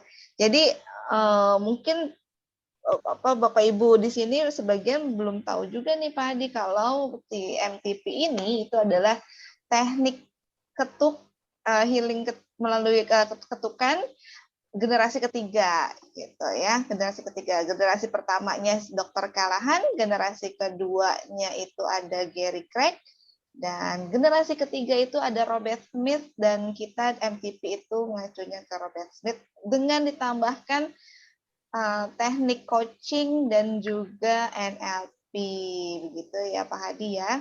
Ya. Pak Hadi sudah berprofesi sebagai certified, bukan berprofesi sih, sudah menyandang gelar certified consultant nih, Cycle Meridian Consultant. Oke, Pak Rino, Ya, gimana siap. monitor? Sudah siap Pak Rino? Siap Bu.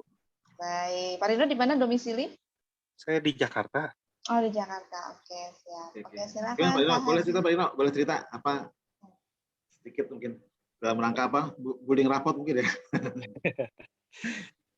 Jadi begini Pak, ini saya juga nggak tahu sejak kapan, kayaknya sih tahun 2012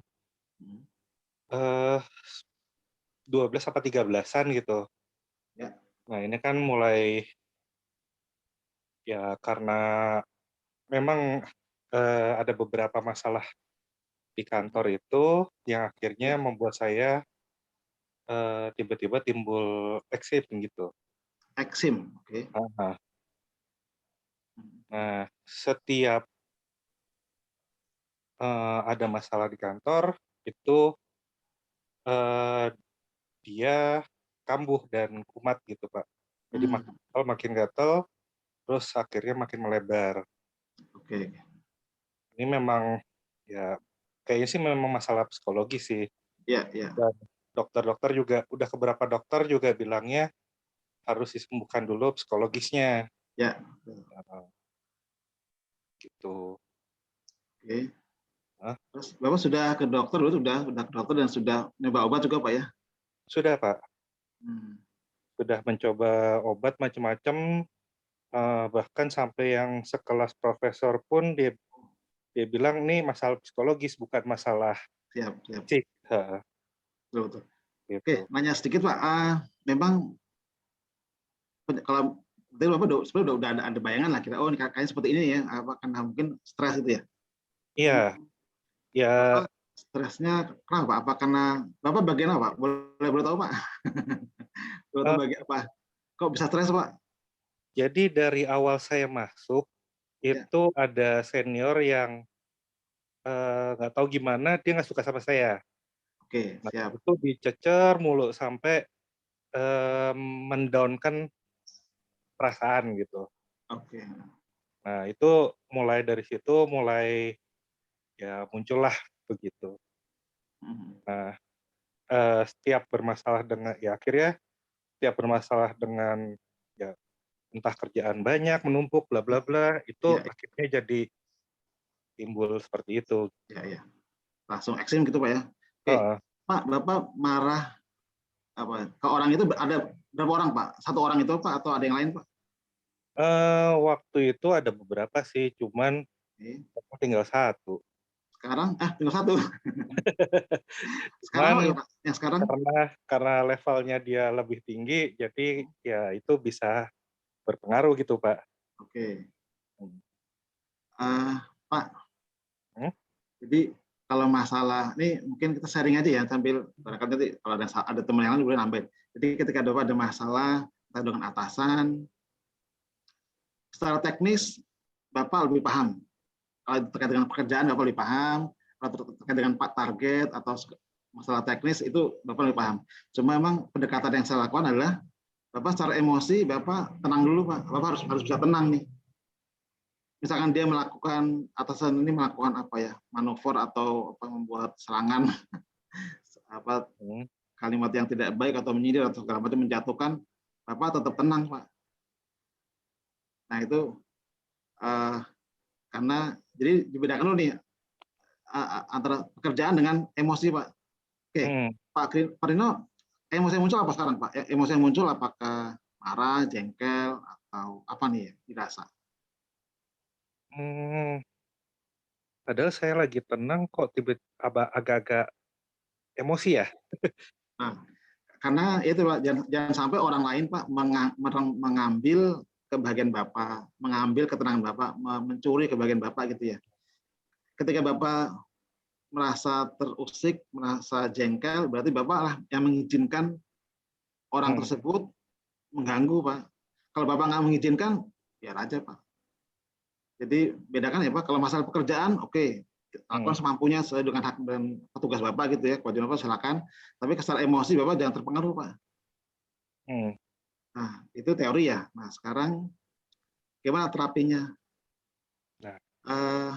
Terapinya, Bapak event apa Pak yang membuat paling jengkel Pak? Apa membuat apa yang paling berkesan apa? Membuat emosi negatif apa Pak? Ketika orang itu membuli apa menekan atau menjatuhkan? Ya seperti itu sih Pak. Sebenarnya dia tuh marahnya ke orang lain. Karena orang lain itu tidak bisa dia marahi, akhirnya marahnya ke saya gitu. Karena saya siap. masih junior gitu, baru masuk. Ya. Oke, Pak, berarti emosi yang muncul apa? Emosinya Bapak jengkel ke orang tersebut atau marah Pak? Atau malu atau gimana? Emosinya yang muncul Pak? Ya marah iya pasti. Marah. Emosi ya. Marahnya? Iya. Pak, marahnya berapa marahnya Pak? Jadi 0 sama 10 Pak. 0 itu normal, nggak marah, biasa. Seperti Bapak dengan saya nggak marah, 0 ya. 10 itu marah sekali, levelnya 10. Bapak sekarang berapa levelnya? Kalau pas dia lagi marah-marah tuh bisa sampai 10. Oke, Bapak sekarang bayangkan Pak Rino, bayangin Bapak dimarahi oleh orang tersebut. Kita ini bermain game Pak ya, game pola pikir. Bapak bayangkan Bapak walaupun orang tersebut marahnya ke banyak orang, tapi karena hanya Bapak yang bisa merespon, akhirnya dia seolah marah ke Bapak ya. Pak Rino bayangin Bapak dimarahi di forum itu ya, di forum benar ya? Enggak juga sih, nggak di forum juga sih. Kadang-kadang dipanggil ke ruangannya, diomel-omelin gitu aja. Pak, seringkali di forum atau apa di ruangannya ya, berarti Bapak bayanginnya gini Pak, satu emosi negatif Bapak marah ke dia ya, marahnya pada saat di forum, apa dipanggil di ruangannya, di forum, Bapak bayangin semuanya. Kemudian datangkan rasa marah tersebut. Jadi Bapak di forum Bapak nggak merasa salah, Bapak marah, bayangkan Pak ya. Nanti ketika Bapak bayangkan rasa marah tersebut, Bapak marah ke orang tersebut ya, ke atas Bapak tersebut, Bapak kita terapi Pak, kita tapping dengan MTP Pak. Nah harapannya ketika di tapping itu nanti Bapak akan reda, lebih enjoy, lebih relax. Nanti ketika Bapak sudah enjoy, Bapak sudah nggak marah, nanti kita cek gitu ya, masih marah nggak? Kalau udah nggak marah, berarti relatif itu sudah sembuh. Nanti Bapak ketika menemui hal tersebut, ketika Bapak dipanggil oleh orang tersebut, dimarahi lagi, Bapak udah enjoy, Pak. Enjoy artinya gini, Bapak ketika dimarahi, Bapak menjawab dengan tenang. Bapak tidak terpancing emosi. Ya semampunya, Pak. Kan bisa barangkali solusinya kan itu tim, Pak, bukan hanya Bapak aja ya. Artinya Bapak ketika nanti menemui kejadian tersebut, Bapak lebih tenang, Pak. Artinya nggak marah, Pak. Kalau Bapak dimarahi, Bapak marah nih, under pressure ya kan enak juga, Pak ya. Jawabannya nggak pas, nggak optimal. Tapi ketika Bapak tenang, jawabannya tenang. Dan dia nggak akan mudah menyerang Bapak, ya membuli Bapak gitu ya. Karena Bapak tenang. Itu teorinya, Pak. Nah, sekarang praktiknya mau coba nggak? Iya, Pak. Mau coba, Siap. Pak. Siap. Oke. Mbak Ero, izin ini nih terapi. Silahkan, yuk. Bismillah. Ini panggil Pak Rino ya? Iya, Pak. Rino aja.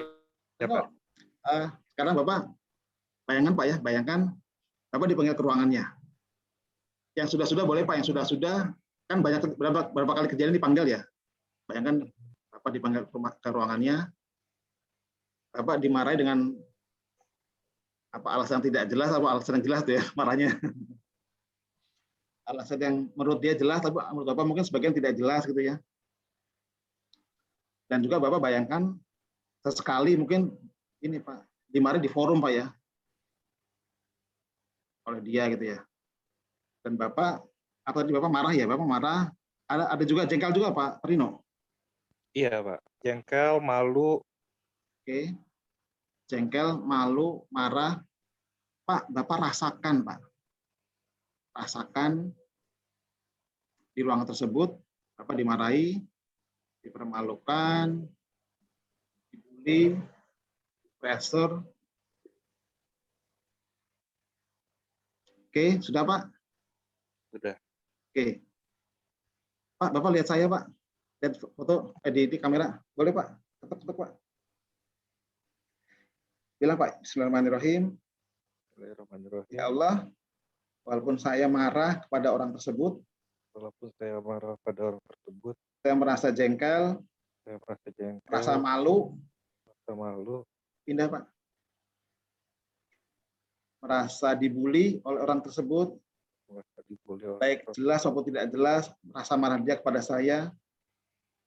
Ya Allah, saya akui kelemahan saya, ya Allah. Saya akui saya dimarahi, ya Allah. Saya terima, ya Allah, kondisi ini. Pindah, Pak. Ya Allah, saya pasrahkan padamu agar hati saya tenang, hati saya tentram, damai. Saya bisa rileks, ya Allah, walaupun kondisi dimarahi oleh atasan saya, oleh dia. Pindah, Pak. Ya Allah, walaupun saya dimarahi oleh dia, saya pasrahkan padamu, ya Allah, agar saya tenang. Saya tenang, tentram, damai, dan saya rileks, ya Allah, menghadapi kenyataan tersebut, hal tersebut. Pindah, Pak, sini. Ya Allah, saya pasrahkan padamu agar saya bisa menjawab dengan tenang, menjawab dengan baik, saya bisa rileks, bisa enjoy, ikutin Pak ya, bisa menjawab dengan baik semampu saya. Pindah lagi Pak atas Pak. Ya Allah, saya ulang Pak, walaupun saya jengkel, kalau dipanggil dia ke ruangan, dimarahi di forum, saya merasa dibully, saya merasa malu, pindah Pak. Saya merasa dimarahi dia, saya jengkel ya Allah. Ya Allah, saya mengakui ya Allah kondisi ini, saya terima apa adanya kondisi ini. Pindah Pak. Ya Allah, saya pasrahkan padamu agar saya tenang, tentram, damai jika menemui kondisi tersebut. Pindah Pak. Ya Allah, agar saya ketika dipanggil oleh dia, di forum, dimarahi, pindah Pak. Saya tetap tenang, saya tetap rileks, saya tetap bisa menikmati ya Allah, tetap enjoy terhadap kondisi tersebut. Ya Allah, saya pasrahkan padamu agar saya tetap enjoy, tenang, rileks, dan bisa menjawab dengan baik. Boleh tangan Pak? Sudah. Pak, tarik nafas panjang. Ucapkan alhamdulillahirabbil alamin. Tarik nafas panjang lagi. Ucapkan alhamdulillahirabbil alamin. Pak Rino, ini satu sesi. Kita cek, Pak. Gimana, Pak? Bapak bayangin lagi dipanggil ke ruangannya atau di forum ataupun apapun itu, Bapak ditegur, dimarahi. Gimana Pak rasanya, Pak? Bapak silakan bayangkan, Pak.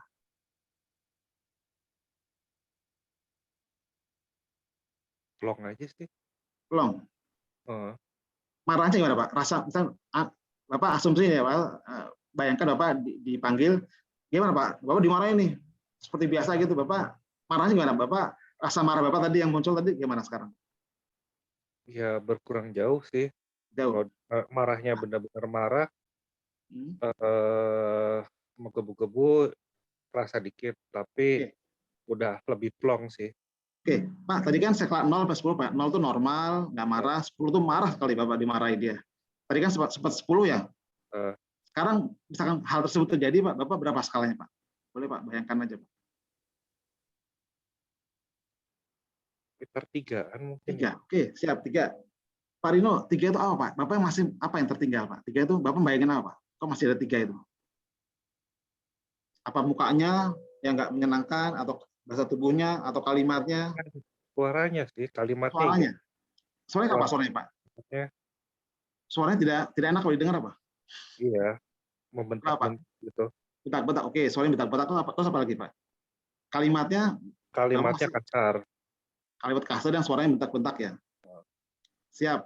Kita ulang lagi, Pak. Semenit lagi, Pak. Semenit boleh ya? Pak, bayangkan, Pak. Pak Rino bayangkan suaranya yang nggak enak, bentak-bentak, kasar. Datangkan rasa tersebut yang level 3 tadi itu. Oke, udah bayangkan, Pak? Oke, siap. Pak Rino, lagi, Pak. Ketuk lagi, Pak. Ya Allah, walaupun saya masih jengkel, masih marah pada orang tersebut, gitu Pak ya kalimatnya.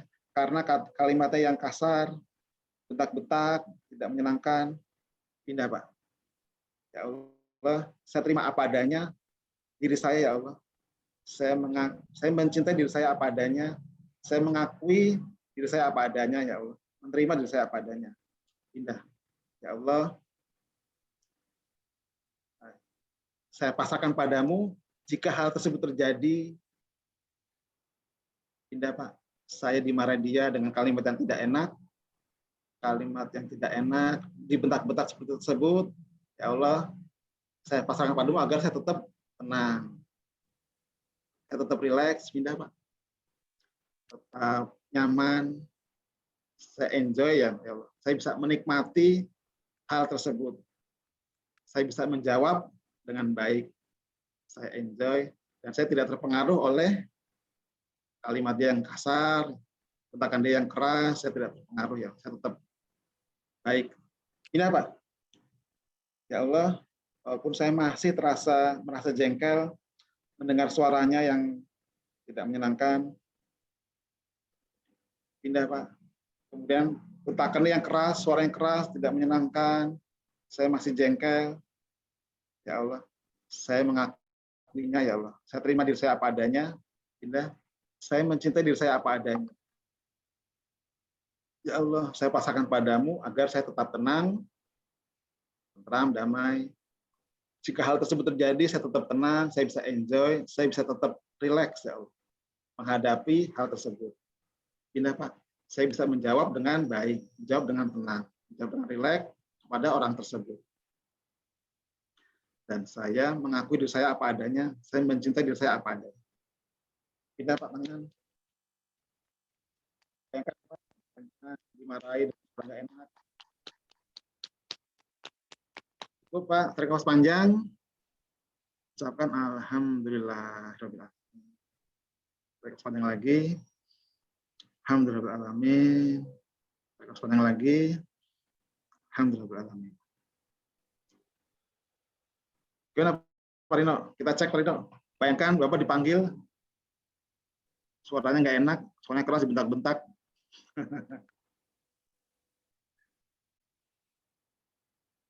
Sudah jadi sekitar nolan sih Pak. Alhamdulillah. Pak, insya Allah Pak, kalau Bapak udah merasa nol, nanti ketika hal tersebut terjadi, Bapak seperti itu Pak. Ya insya Allah ya. Bapak sudah bisa mengkondisikan dan Bapak tetap tenang Pak. Bapak terserah Pak, Bapak mau jawab dengan teknis, mau jawab dengan berdebat, menjawab dengan alibi, silakan. Itu teknis silakan Bapak. Yang penting Bapak emosinya tenang. Saya kira Bapak lebih paham, saya hanya pendekatan lewat emosi aja Pak. Itu Pak Rino. Ya Pak, terima kasih banyak Pak. Mudah-mudahan manfaat. Terima kasih. Sangat bermanfaat. Iya. Alhamdulillah. Alhamdulillah. Nanti butuh diuji hari Senin ketemu dengan beliau, kita uji. Nah, kalau misalkan memang ada timbul lagi, tapping lagi insya Allah ya. Pak Rino masih ada di grup peserta, jadi bisa sharing-sharing lagi. Jadi memang harus diuji ya Pak Hadi ya. Betul. Karena terkadang yang terjadi adalah ketika baru selesai terapi, wah sudah rilis enakan gitu kan, kita berterima kasih, klien berterima kasih kepada terapisnya dan lain sebagainya. Tapi ternyata itu ketika ketemu dengan orangnya lagi atau ketemu dengan konfliknya itu ternyata belum selesai. Nah ini fenomena ini memang terjadi gitu dan satu kewajaran. Dan memang harus diuji dengan ahlinya, termasuk fobia ya Pak Hadi ya. Misalkan fobia terhadap binatang tertentu, benda tertentu itu harus didatangkan, harus diuji coba, harus dites. Gitu. Masya Allah. Barakallah Pak Rino. Kenapa tadi itu diulang kedua? Misalkan dari dua itu ada lagi yang tersisa. Apa yang tersisa? Itu biasanya itu kita ulang lagi tuh. Misalkan mendengar suaranya yang nggak enak, mendengar apa mungkin wajahnya nggak menyenangkan, itu nggak terapi. Jadi jika ada yang ketinggalan terapi. Nah, kalau ada yang ketinggalan karena cuma waktu sebentar tadi diulang lagi Pak Rino. Kan udah tahu ya. Terima kasih banyak Pak. Jadi tadi ada nggak 5 menit tadi ya? Ada 5 menit ya mungkin ya? Satu sesi sekitar 5 menit mungkin ya?